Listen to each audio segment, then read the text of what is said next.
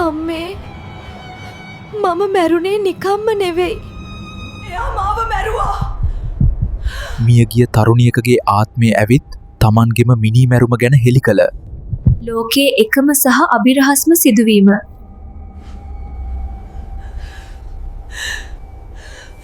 ආයුබෝවන්. අද අපි බලන්න යන්නේ ඇමරිකානු ඉතිහාසයේ අතිශය භයානක සහ අද්භූත සිදුවීමක්. ඒ තමයි ග්‍රීන්බ්‍රිය අවතාරය. එහෙමත් නැත්නම් ග්‍රීන්බ්‍රාය ගෝස්ට් අභිරහස.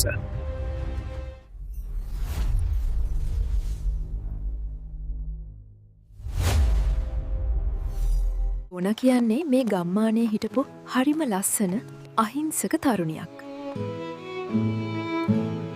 ඇයට දවසක් එඩ්වඩ් ෂූ කියන මේ කඩවසම් පුද්ගලයාව මුණ ගැහෙනවා. මේ දෙන්න ඔක්මනින්ම ආදරයෙන් බැඳිලා වැඩි කල් යන්න කලින් විවාහ වෙනවා. නමුත් මේ සතුට වැඩි කාලයක් තිබුණේ නෑ. විවාහ වෙලා මාස කිහිපයකින් තන් සෝනාගේ නිසල සිරුර නිවසේ පඩිපෙළ අසල තිබී හමු වෙනවා. මේ මරණය හදිසි අනතුරක් විදියටයි මුලින් හැමේම හිතුවේ. නමුත් එඩ්වඩ්ගේ හැසිරීම ගැන ගොඩක් අයට සැක හිතුණා. වෛද්‍යවරයා එයාව පරීක්ෂා කරන්න එද්දි කරුණා කරලා එයාගේ ඇඟට අත තියන්න එපා. මගේ බිරිඳට නිදා ගන්න දෙන්න. ඔන් එඩ්වඩ් ඇයගේ හිස සහ ගෙලවටා ලොකු ස්කාෆ් එකක් පටලවලා කාටවත් කිට්ටු වෙන්න දුන්නේ නෑ. අවමංගල්‍යයේදීත් මේ සැක කටයුතු දේවල් තවත් වැඩි වුණා. එඩ්වඩ් මිනි පෙට්ටිය ළඟින්වත් හෙල්ලුනේ නෑ. කාටවත් සෝනාගේ මූණ හරියට බලන්න දුන්නෙත් නෑ. සෝනාගේ මව මේරි ජේන් මේ සිදුවීම් ඔක්කොම දිහා බලන් හිටියේ ලොකු සැකයකින්. අවමංගල්‍යයෙන් පස්සේ ඇය තීරණය කළා දෙවියන්ගෙන් උදව් ඉල්ලන්න. දෙවියනේ මගේ දරුවට ඇත්තටම උනේ මොකක්ද කියලා මට පෙන්වන්න. ඇය එක දිගටම සති ගාණක් මේ මරණයේ ඇත්ත හෙළි කරන්න කියලා යාච්ඡා කළා. ඒ යාච්ඡාවලට පිළිතුරු ලැබුණේ කවුරුවත් නොහිතූ අද්භූත විදියටයි.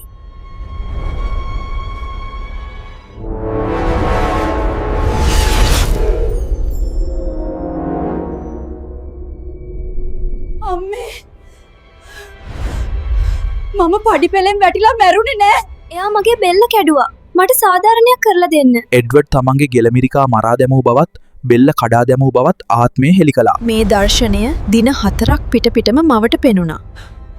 ඇයට තවත් සෑයක් තිබුණේ නෑ. මේරි ජේන් තීරණය කළා තමන්ගේ දුවට සාධාරණයක් ඉෂ්ට කරන්න. ඇය කෙලින්ම ගියේ ප්‍රාදේශීය නීතිතවරයා වුණු ජෝන් ප්‍රෙස්ටන් හමු වෙන්න. මගේ දුව මැරුවේ එයාගේ මහත්තයා. මට ඒක විශ්වාසයි. ඇය මුල ඉඳන් අඟටම මේ අద్භූත කතාව නීතිවරයාට කිව්වා. මුලින් නීතිතවරයා මේ අවතාර කතාව විශ්වාස කළේ නෑ. ඒත් ඇයගේ පෙරැත්ත කිරීම නිසාම ඔහු පරීක්ෂණයක් පටන් ගත්තා.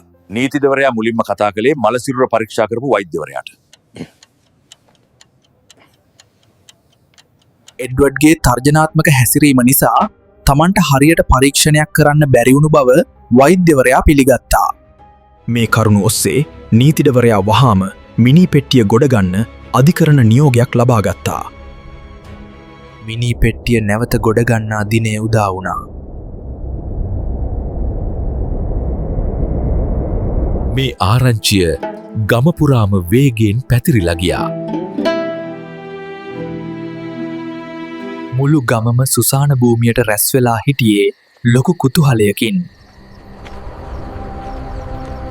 හැමෝටම දැනගන්න ඕනේ උනේ මේරි ජේන් කියන අවතාර කතාව ඇත්තක්ද කියලා. මේ අතරේ එඩ්වඩ් හිටියේ දැඩි භීතියකින්.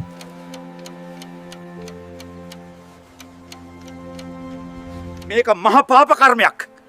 මගේ බිරිඳට නිදාගන්න දෙන්න. ඒත් නීතිය ඉදිරියේ ඔහුට කිසිවක් කරගන්න ලැබුණේ නෑ. බලධාරීන්ගේ නියෝගය මත මිනිවල හැරීම ආරම්භ වුණා. රාත්‍රියේ අඳුරත් එක්කම මුළු පරිසරයම හරිම මූසල ස්වභාවයක් ගත්තා. මේරි ජේන් එක දිගටම බලාගෙන හිටියේ තමන්ගේ දුවට සාධාරණයක් ඉටු වෙනකම්. පැය කිහිපයක මහන්සියෙන් පස්සේ අවසානයේ මිනි පෙට්ටිය මතු වුණා. ඔවුන් ඉතා පරිස්සමෙන්න සෝනාගේ මිනි පෙට්ටිය ගොඩට ගත්තා.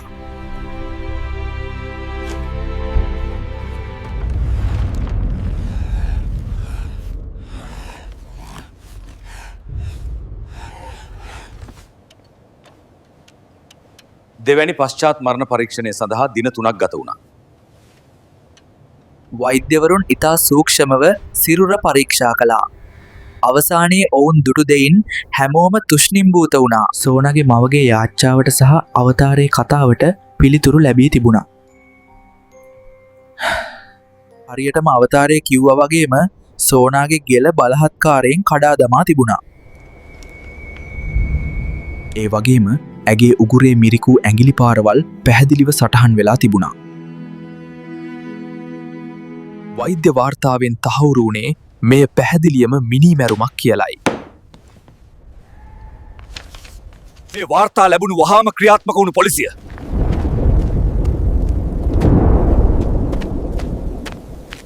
කෙලින්ම ගියේ ඇඩ්වඩ් ෂූ හොයාගෙන.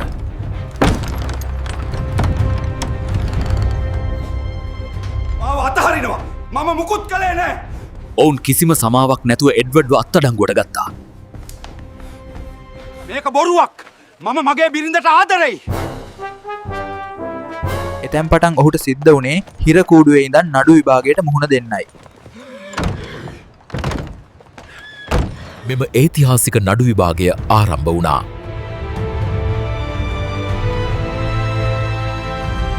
මුලම ඇමරිකාවම මේ නඩුව දිහා බලාගෙන හිටියේ මේකේ තියෙන අද්භූත ස්වභාවය නිසයි.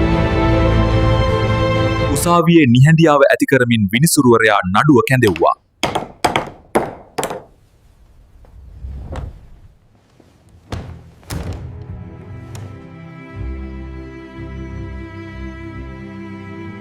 පැමිණිල්ල වෙනුවෙන් පෙනී හිටපු නීතිටයා මුලින්ම කරුණු ඉදිරිපත් කළා. ඉන්පසුව ප්‍රධාන සාක්ෂිකාරිය විදියට මේරි ජේන් සාක්ෂි කූඩුවට කැඳෙව්වා. ඇය දිවුරුම් දීලා සාක්ෂිදීම ආරම්භ කළා. ඇය කිසිම බයක් නැතුව තමන්ගේ දුවගේ අවතාරය දැකපු හැටි විස්තර කළා. සෝනාගේ ආත්මය ඇවිත් ඇගේ බෙල්ල කඩා දැමූ හැටි කිව්ව විදිය උසාවියට පැහැදිලි කළා. ජූරියේ හිටපු හැමෝම මේ අද්භූත කතාව අහගෙන හිටියේ හුස්ම ගන්නත් අමතක වෙලා වගේ. විත්තිකාර පාර්ශ්වයේ නීතිටයන් මේරි ජේන්ගෙන් හරස් ප්‍රශ්න අහන්න පටන් ගත්තා. ඔබට මානසික ආබාධයක් තියෙනව නේද? ඔවුන් උත්සාහ කළේ මේරි ජේන් කියන්නේ මානසික රෝගියෙක් කියලා ඔප්පු කරන්න. මගේ දුවගේ ආත්මය ඇවිත් මට හැමදේම කිව්වා. මේ ඉන්නේ ඒ මිනිමරුවා. ඒත් ඇයගේ ස්ථාවර සාක්ෂිය බිඳවට්ටන්න ඒ කිසිම නීතිටයෙක්ට පුළුවන් වුණේ නෑ. විනිසුරුවරයා පවා ඇගේ කතාවේ තිබුණු අවංකකම තේරුම් ගත්තා. ඊළඟට සාක්ෂි දෙන්න ආවේ දෙවැනි පශ්චාත් මරණ පරීක්ෂණය කරපු වෛද්‍යවරයා.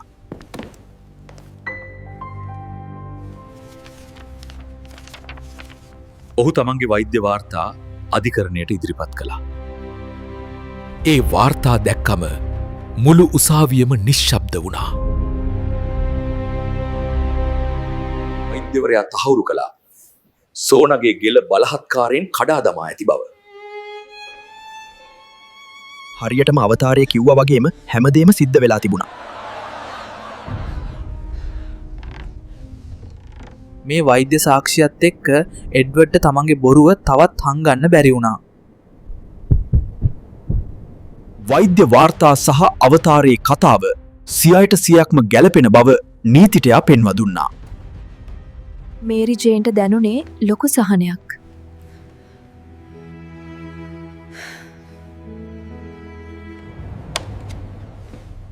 දෙපාර්ශ්වයේම කරුණු දැක්වීම් අවසන් වුණා. තීන්දුව තීරණය කිරීම සඳහා ජූරිය සාකච්ඡා කාමරයට පිටත්ව ගියා. උසාවියේ හිටපු හැමෝම දැඩි නොයිවසිල්ලකින් බලාගෙන හිටියා. එඩ්වඩ්ගේ ඉරණම තීරණය වෙන්න ගත වුණේ තවත් සුළු වේලාවක් විතරයි. පැය කිහිපයකට පසුව ජූරිය නැවතත් උසාවියට පැමිණියා. ඔවුන් තමන්ගේ අවසන් තීන්දුව විනිසුරුවරයාට ලබා දීමට සූදානම් වුණා. සම්පූර්ණ සාක්ෂි විභාගයෙන් පස්සේ ජූරිය තමන්ගේ තීන්දුව ප්‍රකාශයට පත් කළා. විනිසුරුවරයා එම තීන්දුව මුළු අධිකරණයටම ඇසෙන්නට කියෙව්වා. එඩ්වඩ් හිටියේ තමන්ගේ ජීවිතය ගැන ලොකු බයකින්.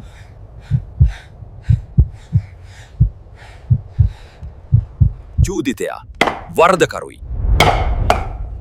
නැරේටර් අපරාධකරු සියලුම චෝදනාවලට වැරදිකරු වුණා. එඩ්වඩ් ෂූට තම බිරිඳ ඝාතනය කිරීමේ චෝදනාවට ජීවිතාන්තය දක්වා සිරදඬුවම් නියම වුණා.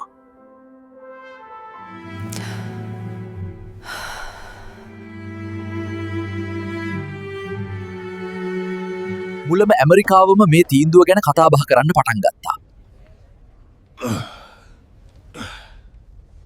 නීති ඉතිහාසයේ පළමු සහ එකම වතාවට දඩ මියගිය කෙනෙකුගේ අවතාරයක සාක්ෂියක් මත මිනිමරුවෙට දඩුවම් නියම වුණා. මේ සිදුවීම ලෝකයේ අපරාධ විද්‍යාව සහ නීතිය පවා උඩු යටිකුරු කළා. තමන්ගේ පාපකර්මය පල දෙන්න වැඩි කාලයක් ගියේ නෑ.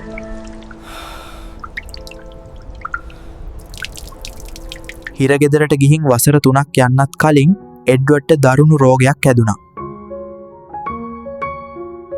අවසානයේ ඔහු හිරගෙදරදීම ඉතාමත් දුක්බර විදියට මිය ගියා. මේරි ජේන් තමන්ගේ දුවට සාධාරණය ඉෂ්ට කරලා ඉතිරි කාලය සාමකාමීව ජීවත් වුණා. සෝනාගේ ආත්මයටත් එදායින් පස්සේ සැනසිල්ලේ යන්න පුළුවන් වෙන්නේ නැති.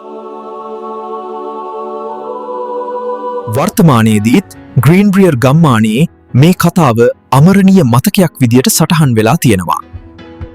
ලෝකයේ සිද්ධ වුණු අභිරහස්ම මිනිමැරුමක් මේ විදියට නිමාවට පත් වුණා. මියගිය අයෙක් තමන්ගෙම මිනිමරුවාව නීතිය ඉදිරියට ගෙන මේ කතාව ඇත්තටම පුදුම සහගතයි නේද? විද්‍යාවට පැහැදිලි කරන්න බැරි. මෙවැනි අද්භූත දේවල් ලෝකේ තව කොතෙකුත් ඇතිද? මේරි ජේන් දැක්කේ ඇත්තටම සෝනාගේ අවතාරයද? එහෙමත් නැත්නම් මොන ඇයට තිබුණු සැකේ නිසාම හීනෙන් පෙනුණු දෙයක්ද? ඔයාගේ අදහස පහලින් කමෙන්ට් කරන්න. මේ වගේ තවත් අභිරහස් වීඩියෝ බලන්න රවි විෂන් AI channel එක අනිවාර්යයෙන්ම subscribe කරන්න. අලුත් වීඩියෝ එකක් දාපු ගමන් බලන්න bell icon එකත් click කරලා තියාගන්න. එහෙනම් තවත් මේ වගේම කුතුහලය පිරුණු වීඩියෝ එකකින් හමු වෙමු. මම ගිහින් එන්නම් පරිස්සමින් ඉන්න.